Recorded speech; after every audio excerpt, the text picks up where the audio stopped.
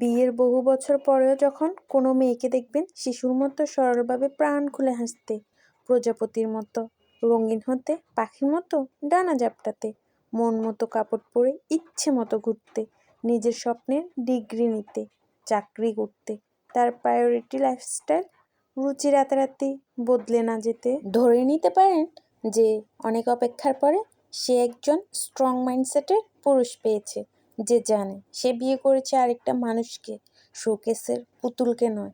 সে জানে নারীর মন আছে, মতামত দেওয়ার রাইট আছে, সকালাত পূরণ করার স্বপ্ন আছে। সে কিন্তু বউকে মাথায় তুলছে না, তাকে নিজের মতো করে বাঁচতে দিচ্ছে। হ্যালো এভরিওয়ান, আসসালামু আলাইকুম। সবাইকে স্বাগতম জানিয়ে শুরু করছি আমি আমার আরও একটি ভিডিও। আশা রাখছি শেষ পর্যন্ত পাশে থাকবেন। একবার এক পুরুষকে জিজ্ঞেস করা হলো যে আপনার জীবনের সবচেয়ে গুরুত্বপূর্ণ মহিলাকে।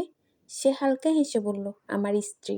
অপরজন একটু আশ্চর্য হয়ে বললেন, বাকিরা তো সবাই মা বলেছে।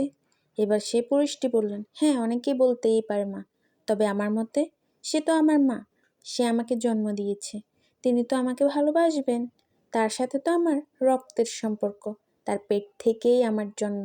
তবে আমার স্ত্রী, তার সাথে তো আমার কোনো সম্পর্কই ছিল না, তাও সে আমাকে ভালোবাসে, আমার পাশে দাঁড়িয়েছে, আমার জীবনে সব সময় আমাকে শক্তি দিয়ে এগোতে সাহায্য করেছে। নিজের বিলাসবহুল জীবন ছেড়ে, নিজের পরিবারকে ছেড়ে আমার সাথে সে অভাবের জীবনে আসতে রাজি হয়েছে। সে শুধু আমার ভালোবাসার কথা চিন্তা করেছে। আমার জীবনে সেই তো গুরুত্বপূর্ণ মহিলা। কিছু কিছু পুরুষ আছে যারা নিজের শখের নারীর জন্য সব কিছু করতে পারে, গভীরভাবে ভালোবাসতে পারে, কেয়ার করতে পারে, যত্ন করতে পারে, হাজার মানুষের সাথে লড়াই করতে পারে। সব পুরুষ কি পারে?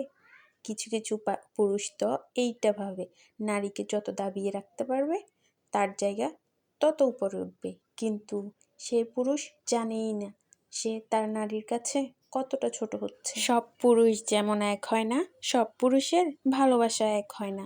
যে পুরুষ গভীরভাবে ভালোবাসতে পারে তার শখের নারীকে সে মাথার মুকুট করে রাখে। যার মন রাজার মতো, সেই তো রাখে তার বউকে রানীর মতো। অনেক পুরুষ মনে করে ভালোবাসা গোপনে সুন্দর। ভালোবাসা গোপনে সুন্দর, কিন্তু তাই বলে এতটাই গোপন করবেন না যে আপনার স্ত্রী বুঝতে পারবে না। মাঝে মাঝে ভালোবাসা প্রকাশ করুন, প্রকাশ্যে ভালোবাসাও কম সুন্দর না। আপনি আর আমি ভিন্ন দুটি মানুষ, তাই আমাদের মতের অমিল থাকতেই পারে। আমার কাছে যেটা সঠিক মনে হচ্ছে আপনার কাছে সেটা ভুল মনে হতে পারে। ভিডিওটি কেমন লেগেছে অবশ্যই কমেন্ট করে জানাবেন।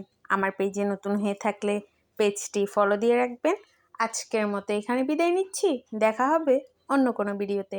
সে পর্যন্ত ভালো থাকুন, সুস্থ থাকুন। আল্লাহ হাফেজ।